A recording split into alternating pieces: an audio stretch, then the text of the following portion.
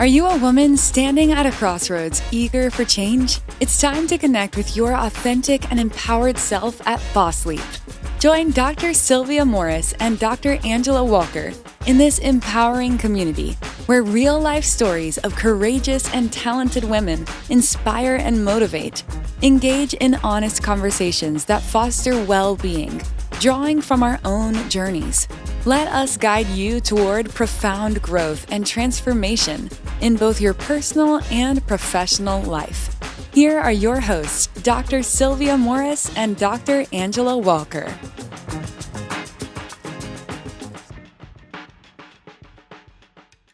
Hello, and welcome back to Boss Leap. I am Dr. Angela Walker with my co-host, Dr. Sylvia Morris, and we're talking about building what's next, women, AI, and audacity. And before we get into it, we want to talk about our topic of the week, which turns out to be becoming, which was inspired by Michelle Obama's memoir and something that our interviewee, Liberty White, mentioned in her interview. Sylvia, tell us what you're becoming. I love this question, and certainly Michelle Obama is one of our favorite people.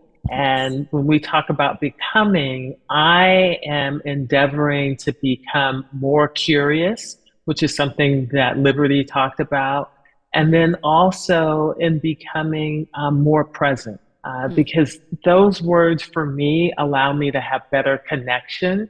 I realize that this week we are talking to someone who is steeped in information technology, but Yes. we also know that having connection, that human connection, becomes even more important. Mm-hmm. So what are you becoming? Yeah, I loved the topic, number one. And again, I will echo you, love Michelle Obama and what she represents, what she stands for, and just who she is, just, authentic. I think who I'm becoming is someone that chooses herself, my health, Amen. My joy, my purpose, and just becoming more aligned with that, feeling more grounded in who I am and free. Well, I like that. Don't you like? I like free. Yes. I am free to choose to say yes. I'm free to choose to say no. I'm not perfect, but just becoming whole. And I think that's what it means to me. So I cannot wait to share this conversation with you. And I think that there will be so many takeaways that your notebook or journal would be filled by the end of the conversation. So without further ado, we will bring you our AI aficionado, CEO, Liberty White. Today, we are sitting down with Liberty White, a digital disruptor, tech educator, and CEO on a mission. She's built award-winning campaigns, led global training initiatives, and is now helping 1 million women step boldly into the future of AI. We're talking about inclusion and innovation, the rise of women in AI futures, and what it takes to lead with clarity in a fast-changing world. Thank you so much, Liberty, for being here. We cannot wait to get into the conversation. Thank you so much, both of you, for having me. I'm super excited. I feel like this is like the big sister auntie space where you come, you get loved on, you get some wisdom, you get a little correction when it's necessary. So I'm super happy to be in this space with both you and Sylvia. Oh, you're so sweet. I love that. Thank you so much. That is certainly Absolutely. our hope. Liberty, let's start with your name. Yes. How did you come to be named Liberty? What were your parents thinking? Tell us about that. That's a great question. I don't know. I don't know what they were thinking, but it's so interesting because it has really shaped my identity without, it really hasn't been until the maybe like last 5 to 10 years, 5 years for me, that I'm like, oh wait, you're kind of like this modern day freedom fighter as it relates to, what we deal with, the inequalities that we deal with, being technology or even business, entrepreneurship. So I thank God for it. Is definitely a distinguisher, but I think I also just grew into it. So that's people always ask, because I always get the Liberty jingles or the Statue of Liberty. Oh, liberty, liberty, liberty. Yes. There you go. Yeah. Wow, it is very powerful. Love it, Yeah. and very befitting.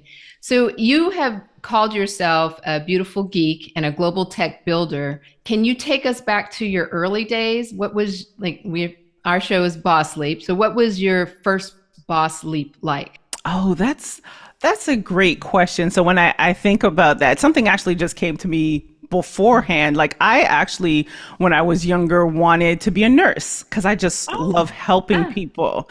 And so I don't know where or how I deviated from that, but there was also this entrepreneurship side. Like, I wanted to do the newspaper. You know how you'd get do newspapers in the community and you'd get money for that, but then my dad didn't want his daughter on the streets, even though I was like 10 or 11 years old. But that has always been there, of like, well, if I had some money to be able to do this, to give back, to build. So it's again just so interesting how those thoughts were always in my mind. So if I say that was around at that age, and even younger, we were making hamburgers out of mud pies in the backyard and selling it to the kids in the neighborhood. So so the Boss Leap started very, very young. So tell me, I'm imagining you with the newspaper. Are you creating the newspaper back then, selling the newspaper, marketing the newspaper, or doing it all? Yeah, so it would have been for selling. So I actually didn't, and like he didn't want me to do, so we didn't. So my brother got to do the newspaper when so he got to do it. Interesting. That's for another conversation. Another one, right? Okay. Right. Yes. But interestingly enough, our family actually, because of that, our family got into the distribution business, and we eventually were the people that would bring the newspapers to the kids or the families that would deliver it. So if we really, you're doing some stuff already, and we're not even 5 minutes in, but I was ahead of it. If you think about it, I wanted to do the newspaper. My dad said no. But when the time was, it was like my brother. So I already foresaw that. And then our family, started building. So I think that is really interesting. I just had that aha. And you also were distributing information. So that really dovetails directly into information technology. Right. Because we're a newspaper, just for our younger audience members, we mean like the New York Times or the LA Times. And someone would roll that up and ride their bike in the community and throw it onto your footsteps. And that's how you got your newspaper. Exactly. Yeah.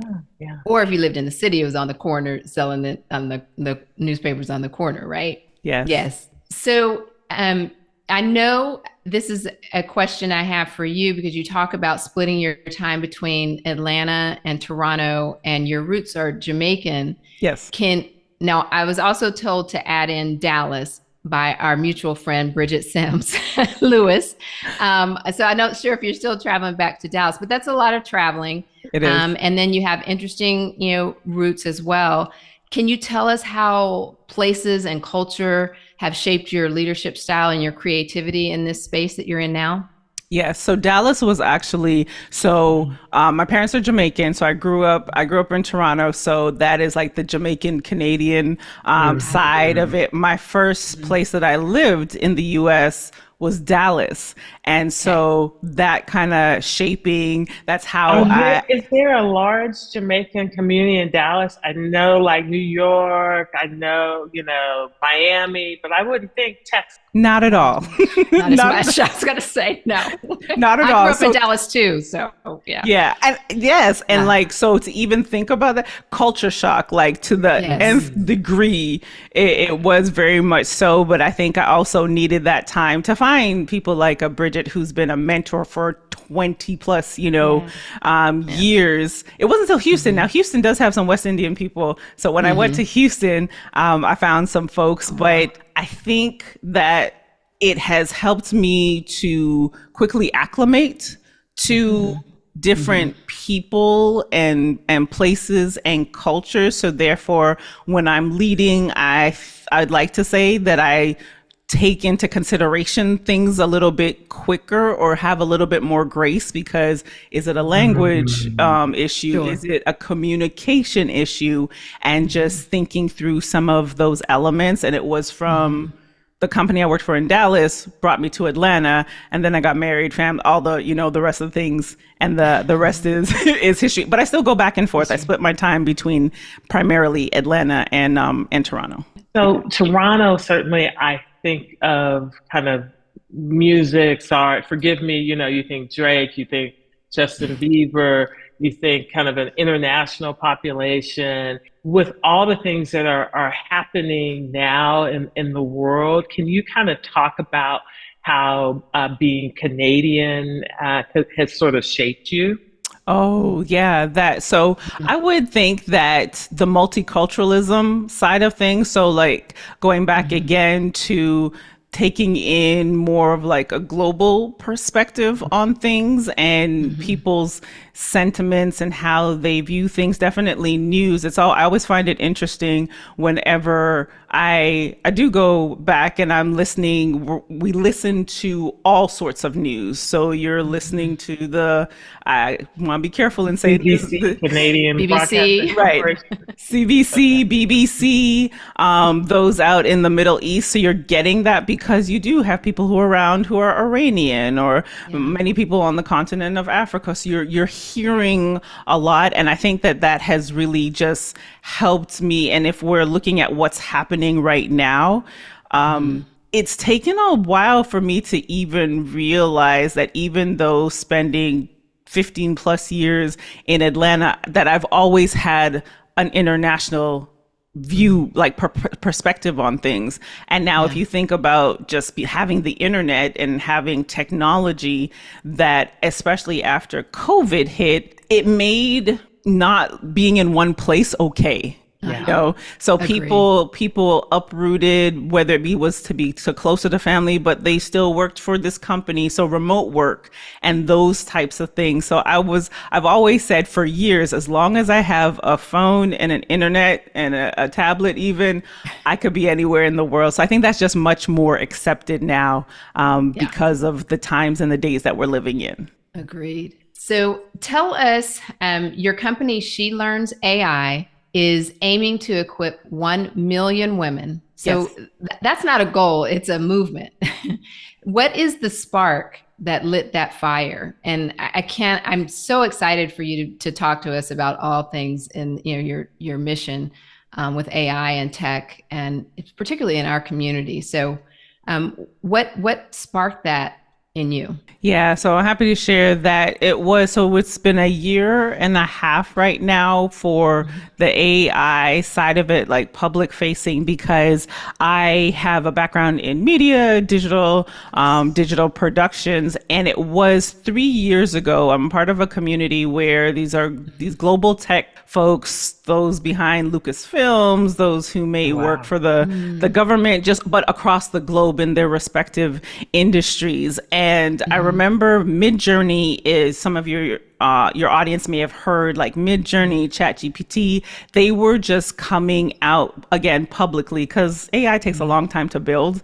And so we were testing and creating things, and having that background and realizing, it's making it easier for people to come up with social media content. It's making it a lot easier for people to create things. Okay, so first for my community, I started doing tutorials, and one of them went viral, and I was like, you know what? that might be thing. Right. I can do what I love and help people. Right. So there might be something to this AI thing, and just from there, just building and learning and really immersing myself in the space. And so last year during Women's History Month, I wanted to do something different. Like, I could have gone live with a bunch of women and talk about women's history, but what would really have impact? And I had a lot of friends just sending me DMs whenever they see these cool prompts.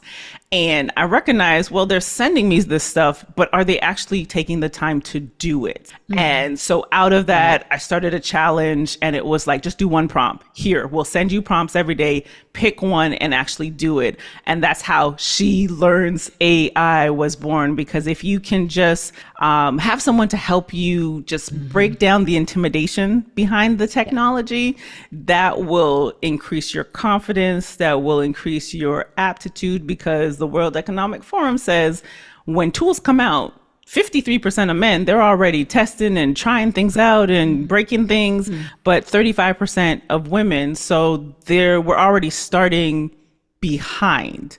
And this is the technology, this is the era that's literally changing our entire world. No, ladies, let's get on it. Let's get on it. So that's how She Learns AI. So cool. Thank you for sharing that. And it's also, is it a part of Chosen Media? That's your company as well? Yes. Okay. So in terms of what you just mentioned, that I think you're the 35% of us as women. What is your take on that? In terms of how we grow up, how we are we more intimidated by tech, or just more cautious, or just not empowered? What do you think? Can I check all of the above? Yeah.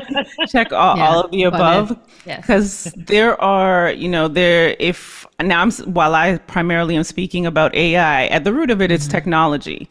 So you have the base of that being STEM, what they called STEM or STEAM, which is science, technology, engineering, arts, and math. So we already at a very young age see that disproportionate number of young girls who are into math or into science. So it starts really there. And that then ultimately impacts us, because whether that be we don't see representation. So if you think back to school, did you see a Black math teacher? Did you see just that association to be able to say, oh, I can do that as well? We, in our community, we see athletes, those that are put on the spotlight is put on, because we see doctors, we see people in the grocery store, our hairdresser is Black, like we see all of those things. But what is really pushed out front, what if we were able to show more women in AI, or showing more science teachers, to then make it more comfortable, like a safe space for you to say, oh, I can do that. And I'll share this other part of just the ability to just make mistakes. So we think we grow up with as our parents rightfully so are trying to protect us, be prim, be proper, do these. But you know what technology is? It is trying things. It is testing. It is breaking things until you find something that works. So there's even a cultural undertone to help us to get there. And truthfully, we don't always have the ability, or it's not really the ability, we don't always have as far as when you talk about the ability to make mistakes, there are sometimes real consequences for communities that may not have as many resources to make mistakes. So you start that one business and you use all your capital for that, and maybe that is it for you. Yes. Just sort of thinking about that. But when I think about artificial intelligence, the first thing I kind of heard about it was when they were kind of coming up with what people look like, and they were creating the avatars. Avatars. Yeah. For the popular myth in the community was, well, for Black women, they were not always sort of they didn't express or reflect the diversity of what Black women look like. So how do we then make sure that there's representation as far as when we talk about artificial intelligence? Yeah, so that, and you make a very valid point, that because these artificial intelligence is basically mimicking human behavior.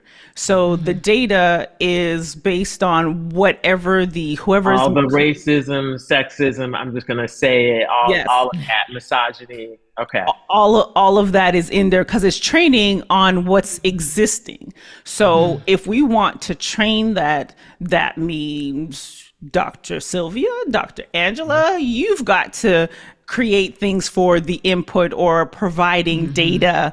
And that's a whole other episode where we talk about cybersecurity and safety, because inherently those are all valid and important. So when do we give our data so that these models are trained accurately as well? How many of us have the resources to even build models? So now people are using our models so that, and that's a whole other, I can see that coming down in the coming years, is that there's going to be a need for, well, what is your model, and people using your model based on the data that because it's all lived experiences, right? So we need a variety of that for us to accurately use the technology.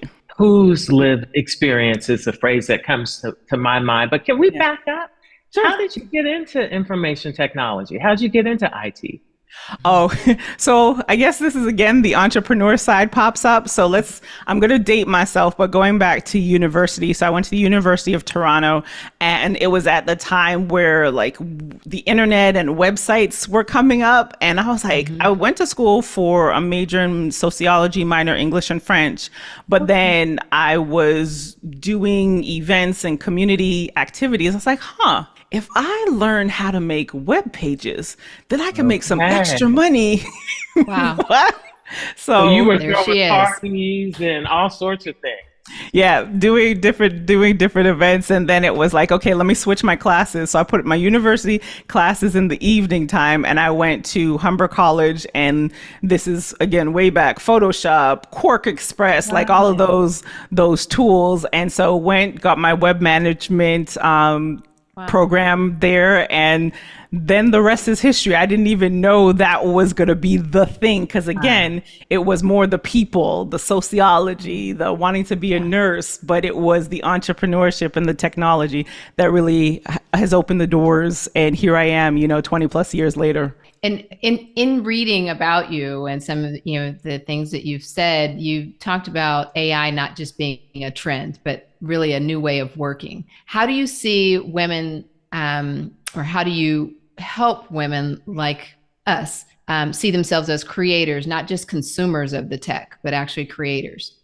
Yeah, so that I would say comes from, we do a lot of different workshops. We just this year alone have done 2 Women in AI Futures Weeks. And what does that mean?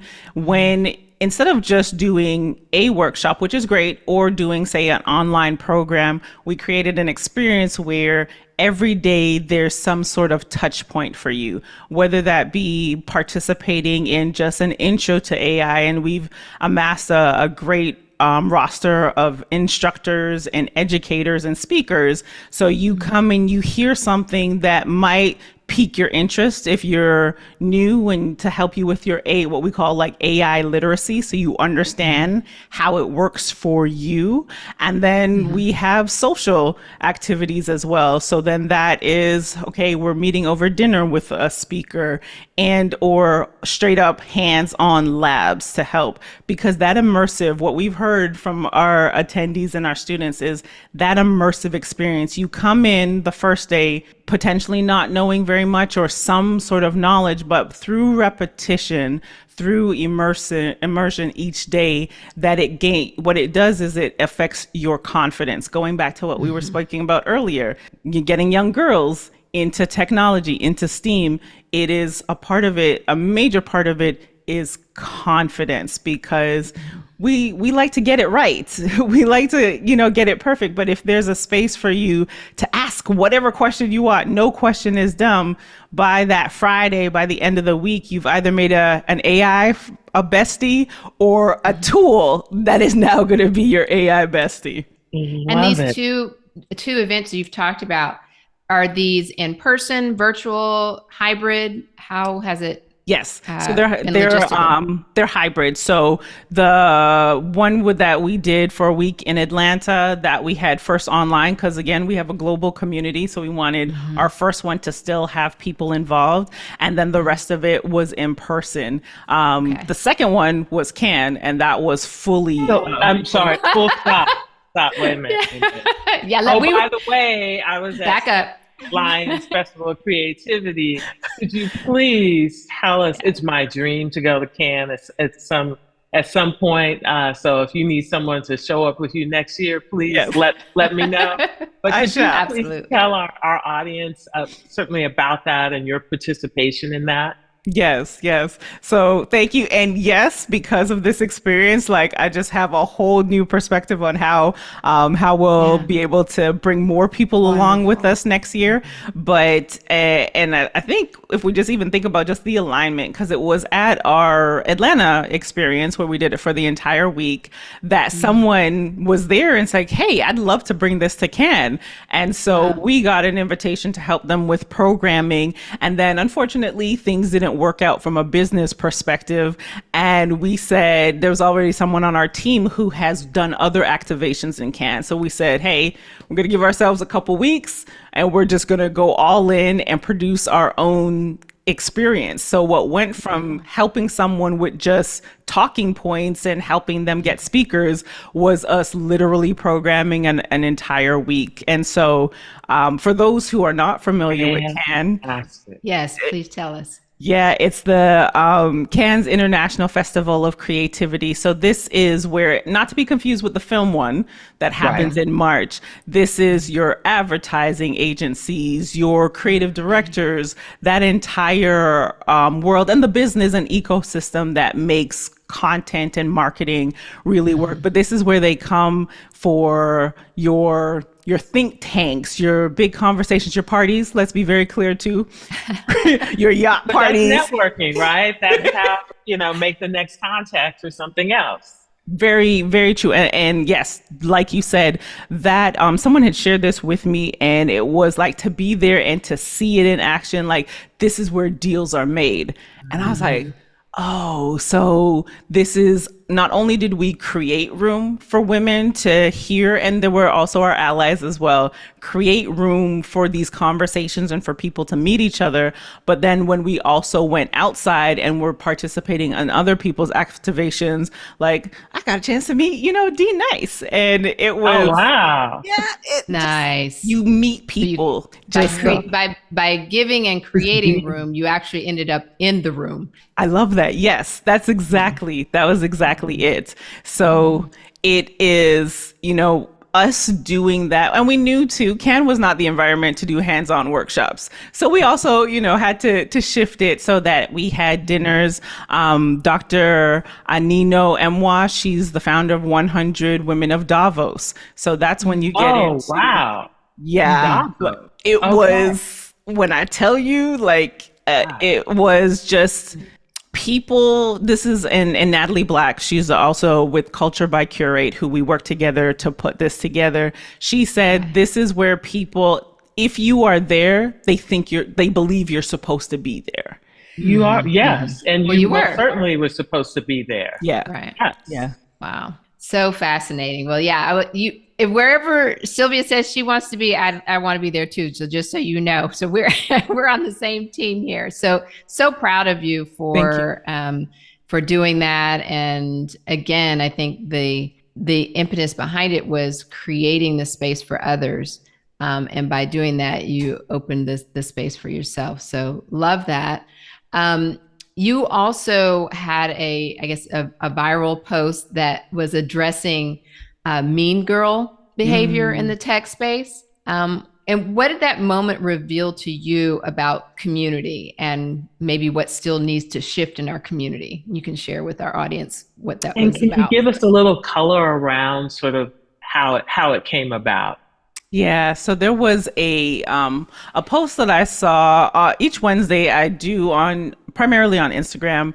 I will just post, hey, it's Wednesday, WINS day, so share a win. And in my feed, something had popped up that just said, you deserve to have women that are not jealous of you and just rooting you on and just supporting you for being you.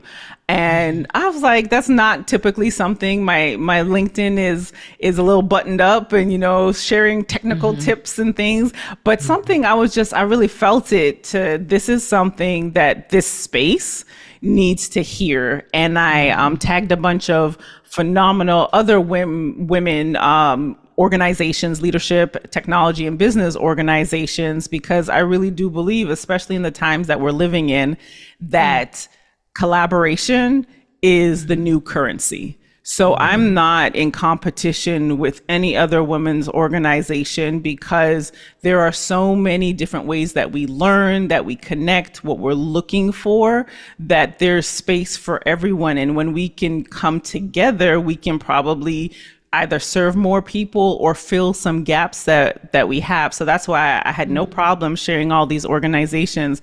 And I posted, I'm a post and ghost person, so I posted and I went about my business. And then it was like, da-ding, da-ding, da-ding. And it's like, what is happening right now? It resonated, yeah. And it did. And I think, to answer your question, what it really showed was how many women are suffering in silence. Because there was a number of people wrote some really long posts of like, I'm sitting here and I'm crying. You know, I've been trying to build this company, and just the attacks that they've either gotten from people or people in the workplace. That, because one of the things that I shared in the post was, because I feel like I have a phenomenal support system and other my business besties out there. So I'm extremely grateful. So in the end of the post, I said, it is my prayer that for every mean girl that God send you 5 other women who show you that real support is there.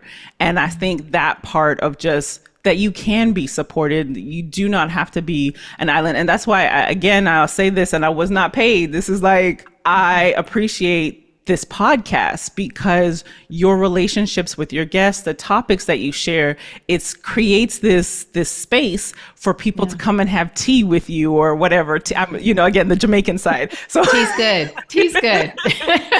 You come have tea or coffee, and then you're unpacking the experiences that you've had, and that there's a lot of transparency and authenticity. So that viral moment really shows that there are a lot of people who are just looking to be loved and supported. Instead of the constant competition that it seems that some places foster. Yeah. Love the support and love the message that you had there. So I can see why it resonated so well. Thank you. And certainly social media is here to stay. So what are some of the biggest misconceptions we have about social media? And then how can we use it better? Yeah, so I think some of the misconceptions, like, you really don't have to put your entire life out there. Like, be very careful with that. Since we're talking about social, but that's also a part of cybersecurity and artificial intelligence. So I saw this post recently that spoke about when you do your day in the life and you're showing all these places that you go to, you might want to be careful with that. Is there something you can share that's more generic?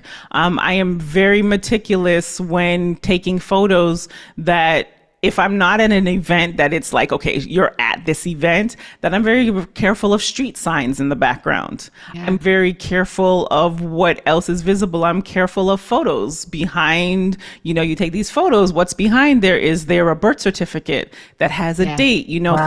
Things that are framed. So I think those are some immediate, very practical things to be very careful when it comes to social media. Some things though, so there's the doom and gloom side of it, but then it can be a tool to find community, to find your tribe, to find resources that will be able to help you, whether it be personally, so you find like a fitness community, a runner's community, or it is you find some online business besties, or you find She Learns AI, and now you're starting to do more AI stuff.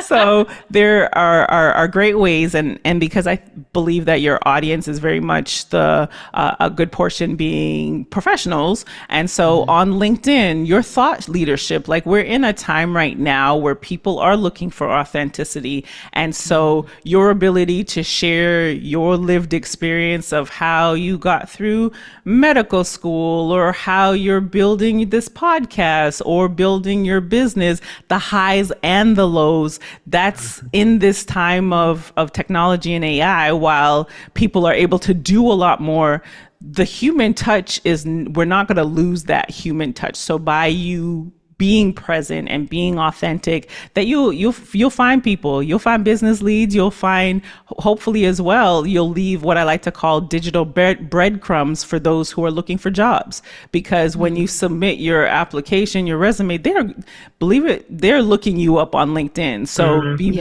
very mindful of what you are sharing, posting, liking even, because it triggers the algorithm.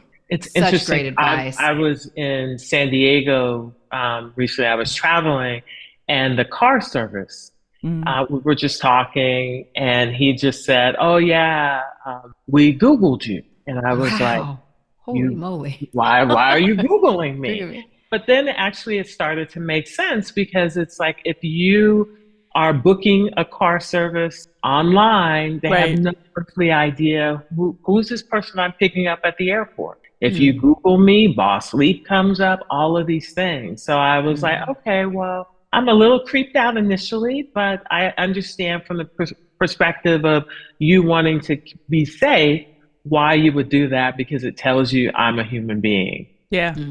Yeah. Wow. That's on the verge of creepy, though.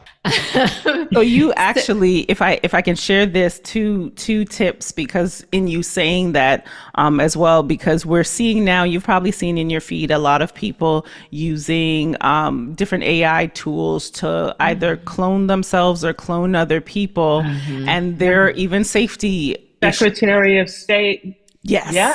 Yeah. So just being mindful of, I like to share when we do our workshops, it's like, find a safe word for you and your immediate family, so that if somebody calls and they say, Angela, it's Angela and I need XX, whatever the thing is, that you're like, well, what's the safe word? And if they don't have that, someone has used, or someone is just trying to do something, something malicious. If someone says, did you wire this? Or don't say yes or no, responding in a way. And I'm trying to think that you're saying, I can hear you. Don't say yes, I can hear you, because now they've captured your voice saying yes. Yeah. So I can hear you. So just triggered that when you were saying that safety measure there. So interesting. Okay, so this is off topic, but one of my daughters was reminding me, I've got my girls are older than you. They're 23 and 26. But I keep getting spam calls, and she says, "Well, you're not saying anything, are you, Mom?" I was like, "No, typically. I mean, I typically don't. Actually, I ignore most of it. I'm just getting so many, and I was expecting some calls, from a particular place, and so I thought, well, I don't recognize this one, but I have to answer it. At any rate, just saying hello, they can, use that, or yes and no. I understand that, but going back to AI." It leads me to ask the question, I use ChatGPT, for example. Are there particular things that you don't want to share with? We call it Miss Chanel, because one of my mentees calls it Miss Chanel. So are there particularly things I don't want to share with AI or ask AI in terms of giving out too much personal information? Yes. So your daughter is correct, and you're on the right track with, not putting birth dates in, or of course and I say of course, but you just never know. It's getting so familiar that sometimes we slip. And are we, in an effort to be more productive, are you putting your address in there? Are you putting, when you're putting your financials, are you redacting some things and, marking them out, and using a tool like marking that out, so that, because as much as it says, like, these companies keep changing their privacy policies. If you've noticed in your email, you've probably seen a lot over the past, in the last year at least, of like, we've updated our terms of service, and a lot of them are updating them to protect themselves, because you may put that information in there. So just being very mindful of your identity, because at the end of the day, there's only one you, and you want to keep it that way. Right. And question, as far as, so we know there's ChatGPT, which in my sphere is probably the most popular or utilized one, but I know that Microsoft has a particular one. There's Yes. something called Perplexity. Yes. Does it matter? Should we use them all? How do we navigate that? You use what makes sense for you. And what I mean by that is there are so many tools. Like there's tools being produced right now as we're recording this episode. So you think about what problem, this is always, I like to say, is what problem are you trying to solve? So when you think about, so you mentioned Microsoft, so that's Copilot. If you are in an enterprise organization, you're most likely the company's either figuring that out or you're going to be using Copilot. So go ahead and watch some tutorials or get some training on using that. They work similar to ChatGPT, which is OpenAI, or Google Gemini, or even Anthropic Claude. So they have different slants. So if you are looking at, say, copywriting or coding, Claude is usually stronger in that area. If you are looking, Google VO is now leading in video creation. So that might be the tool, or people who use Google Workspace. That might be. So see the nuance of what you are currently doing in your life, in your world. Each tool adapts. Now, I will say for Perplexity, that is very much like a search engine, and it gives you, because all of these tools are being trained, but the data is not current. Perplexity is, because all it's doing is forwarding you to different links and resources, so you get live information. So Perplexity is kind of like my Google search now. So that's a great question, like how and where. It's think about the problem that you're trying to solve, and then the tool that makes the most sense for that. So it sounds like someone is probably creating one for healthcare or for OBGYN or for whatever, because that would be the next thing. Yes. So I've spent some time out in San Francisco, and that I've found whenever I go to AI events or startup events there, that a lot of folks are doing things in healthcare. And, there are regulations and things that cause that space for it to take a little bit longer. But that would be the next frontier. Well, I mean, it's happening now, but just that we are going to see more of that. I forgot the name right now, but there are a couple of even mental health tools that to help you. You're chatting with a chat bot that's helping from that perspective, because as you say, like better health, but I'm not sure. Better health. Yeah. So there are a lot of those tools out there. So I want to circle back to you. I know you started off in communications, and I'm not sure if you did broadcasting, but you're very much a storyteller by nature, correct? Yes. Okay. And you've done, I saw some work with Smithsonian to ESPN. What is the through line in the stories that you choose to tell? What is it that is kind of maybe a commonality or what guides you? Yeah, I would say that access is a big part of it. So if for the Smithsonian, that was it, in the business world, people bring people on. So I was brought on to a PR team, and it was the launch day. So we were, and this shows you how far back that was. Like, we're on Twitter responding to people's tweets, and the social media plan for this big day for the African American Museum to. Oh, wow. For the launch? That's awesome. Yeah, for the launch. So it is getting people to know tips and information. So I like that you had said that earlier, Sylvia. It's just like information has always been a part. So I think the stories that I gravitate to are those that of empowerment and those of helping people to know what's next. So there's that part of that innovation side of things. But then I used to play basketball. So the sports is just like, there's always going to be an element of fitness and health in there as well. Very good. Very cool. What would you say to your younger self? Bet on yourself. I would say that I feel like this year, I've said it to myself, but this year was like, oh, no, you're that chick. So go ahead and bet on yourself. And guys, do it all the time. All the time. Absolutely. With Yeah. zero ability. Yes. And they're the bee's knees. Yeah. So to have more of those conversations and giving myself permission to say that, hopefully someone who's watching right now, like, you know what? Liberty's got a point. I am that chick. And then that encourages them to say it out loud, and someone else hears them. And then they say it out loud and someone else hears them. And then we have this trickle effect of a whole bunch of just boss ladies out there who are taking the leap because they're that chick. And that leaves me, you're a mother, and you are now in a day and age where you've got a digital native here and you're building tech.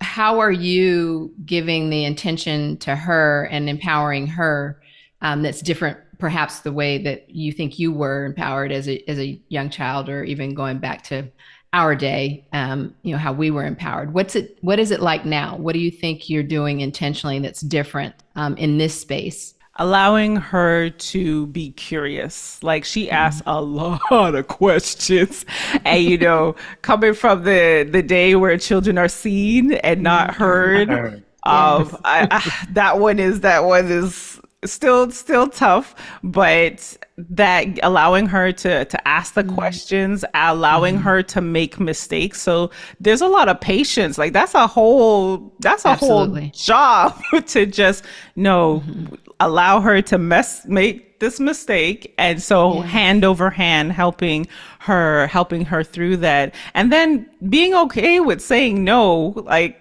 that is, no, you can't do that right now. Her thing is Snapchat. She wants to get Snapchat because all the other kids, we were at an event, the kids had Snapchat.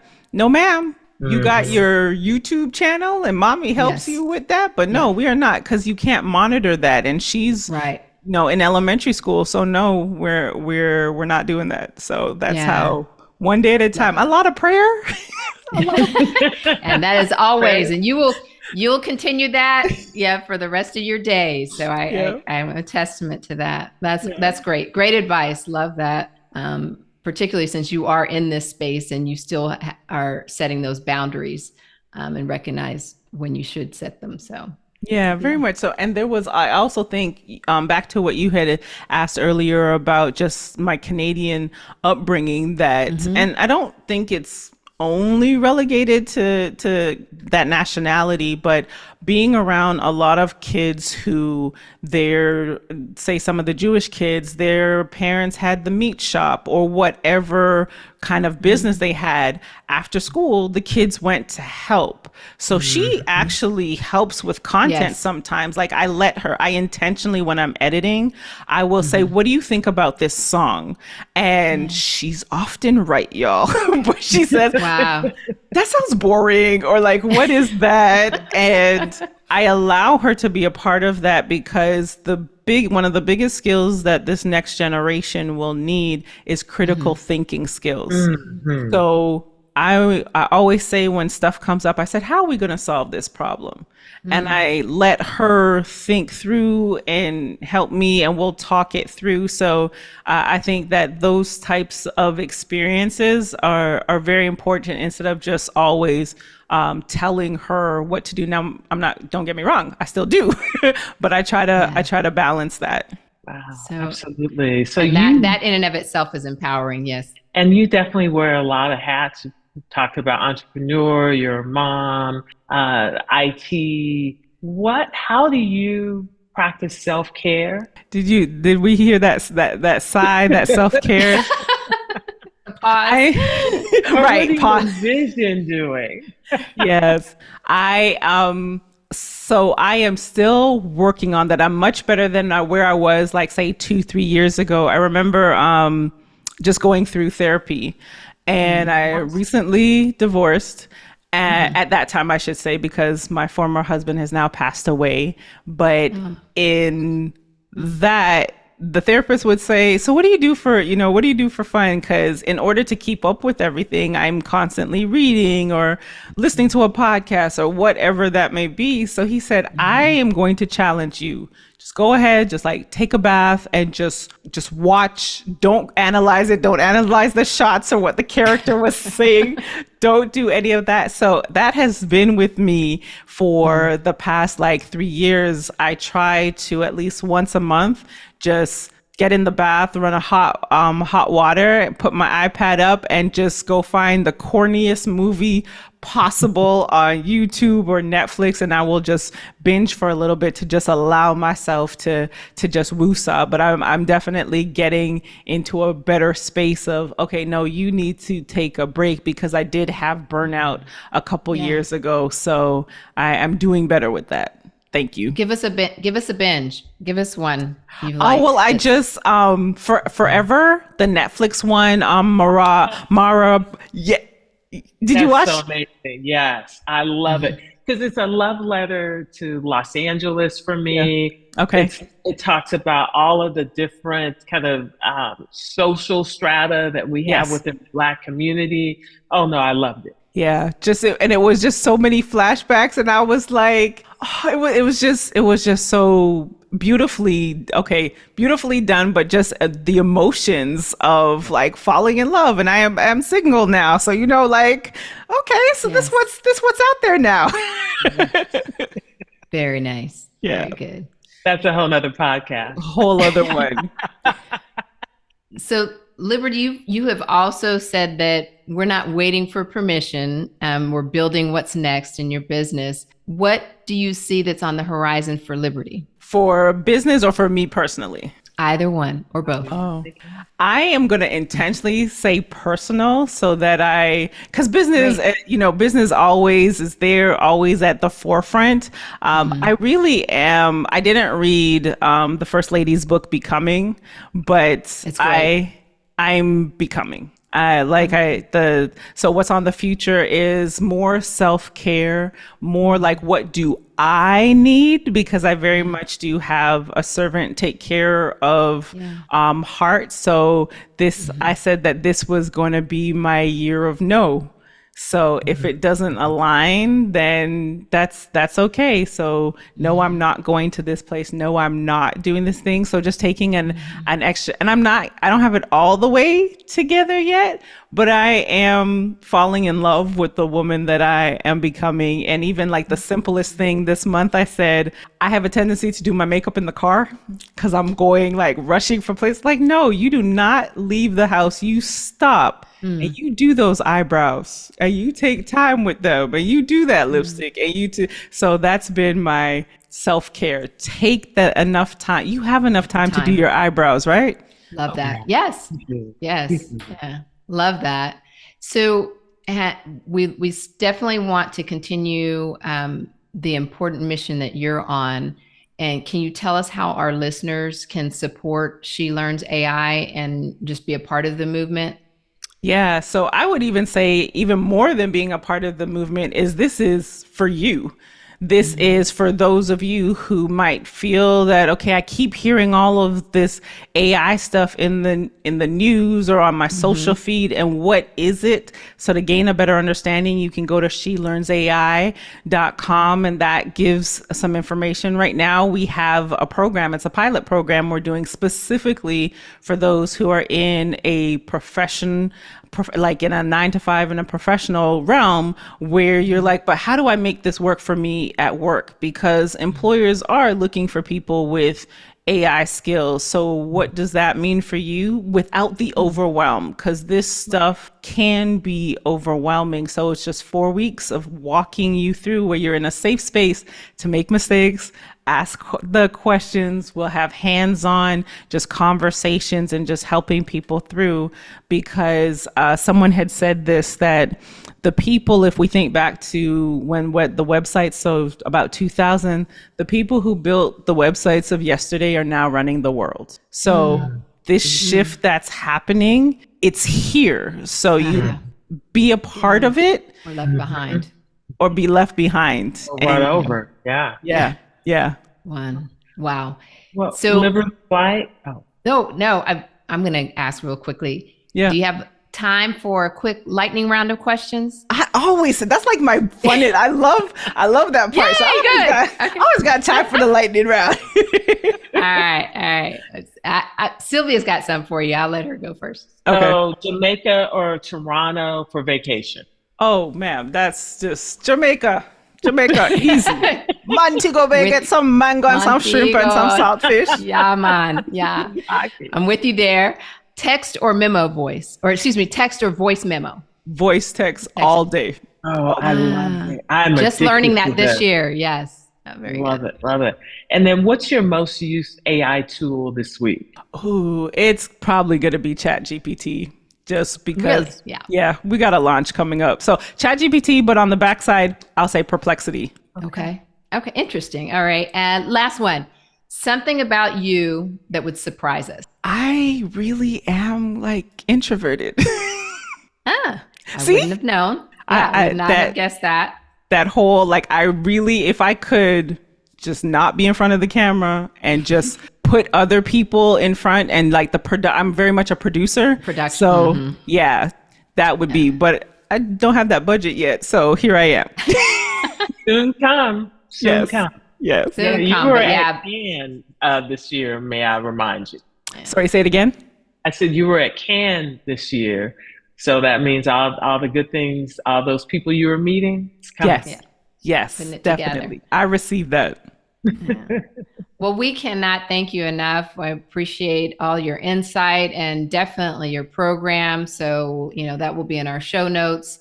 And we hope that our audience takes advantage of learning from not only a knowledgeable source, but a reliable source. And I think that's what, in this day and age of a barrage of, let me teach you this, let me teach you that, knowing that there is actually a source that has some, a good reputation behind it. So Liberty, can you give us any links or social media sites, whatever you have that would allow our listeners to either look up your program or get in touch with you? Yes. So we have designed She Learns AI is for you. If you've been listening to the news and you're scrolling and you keep hearing about artificial intelligence, cybersecurity, all of those things, and you're trying to figure out, well, how does that fit into my world? Like I'm non-technical. That's why we built She Learns AI. So if you go to shelearnsai.com/theinnercircle, that's our pilot program where we have intentionally created this space where bring your questions. It'll be structured as well, but it's not one of those courses that you got to do all the work. It's not that. It's that we're curating this with the news articles, things that you should be paying attention, what that means, especially if you work a 9 to 5 or you're in a managerial role and they're depending on you to give some leadership and some guidance around AI. Well, we'll help you with the language and figuring out, well, what does that mean for you and for your team? So again, that's shelearnsai.com/theinnercircle. Wonderful. Okay. Thank you. We're still looking for people. Yeah. I know. You're going to see us there. Yes, for sure. Well, thanks again. And until we meet again, may you be well. Angela, what an awesome conversation. Liberty White reminded us that tech is not just about algorithms, it's about people, power, and possibility. What take-homes did you get from our conversation with Liberty White? Probably the first one is I have so much to learn. But you're not alone. But she had so much that resonated with me. Bet on yourself. And that has certainly been a sentiment of mine, particularly in this last, 3 years, I would say. I see the value in doing that because not everyone can necessarily see your vision or know your vision. And you might not be able to convince somebody of that vision, but you know it. And betting on yourself is part of the equation of, I think, becoming successful in that. And you're that chick, as Liberty said. You're sweet. And that's why I have you in my corner, because I hear that, and that helps me to continue to bet on myself. One practical piece of advice is having your safe word, which I definitely need with my family. And I feel like I'm careful in the space of like sharing and not oversharing. For example, I think because of my family's law enforcement background, like posting pictures when I'm on vacation, I don't typically do that until I'm back home, so that people don't know you're out of town, those sorts of things. And certainly not putting, personal information. Didn't really think about like what's in the background of what you're posting, but definitely wouldn't have anything personal. Again, the safe word, I think that's a great idea with family. We're going to have to talk about our safe words offline, because you could get a call and someone says such and such Sylvia, $3 million. Right. And ocean can't be my safe word, because anybody that ever listens to me, I'm always talking about the ocean or the beach. And so, I'd have to be creative in thinking that. So will I remember it? I don't know. Absolutely. Absolutely. Lastly, which I love, and I think is a great sentiment, is collaboration is the new currency. And I think in our communities is just collaborating versus competing. Is so key and critical. And even in the space that we're moving in, right now, collaboration has been valuable to us. So how about you? What did you take away? Absolutely. I so enjoyed our conversation. I'm checking my notes because Liberty talked about how are we going to solve this problem in talking to her daughter, and something comes up. And looking at things as a problem to solve, as opposed to as a hindrance or a barrier or something that is going to take something away from us. So that sort of mind shift into problem solving, I think, is important. And I love how she thinks of herself or envisions herself as a modern day freedom fighter. Her name is Liberty. And yes, and she is a modern day freedom fighter. I think that is absolutely fantastic. And I think about how she is opening up the world of artificial intelligence for women, certainly for women of color. And that is so necessary in thinking about what's next. And just think about it. I mean, for the kid that maybe is not, tech is, not really sexy, is not good. She went to Cannes. She did. To Cannes. I mean, just, she met D Nice. Right. That alone, he got me through the pandemic. Right. Absolutely. No, I think putting the positive into STEM, so young girls and definitely young girls of color see all these fabulous women, but someone like Liberty can inspire them to go on and conquer the world and continue to show us the way. So I loved it. I hope the audience loves it. I'm sure they will. Absolutely. And if today's episode sparked something in you, don't forget to subscribe to our YouTube channel, Boss Leap. That's LEAP, Boss Leap Podcast. And share this episode with someone who needs that extra push to leap boldly into their next chapter. And until then, may you be well. May you be well. That's a wrap on another episode of Boss Leap. May this conversation enlighten your path toward personal growth and professional empowerment. For more thought-provoking and eye-opening discussions like this one, head to our website at bossleappodcast.com. Always remember to celebrate your wins and trust yourself. A positive mindset can push you out of your comfort zone and into far greater heights. Until next time, may you be well. Before we go, there's one more thing the lawyers have asked us to include. It's the legal language. And you know how doctors love lawyers.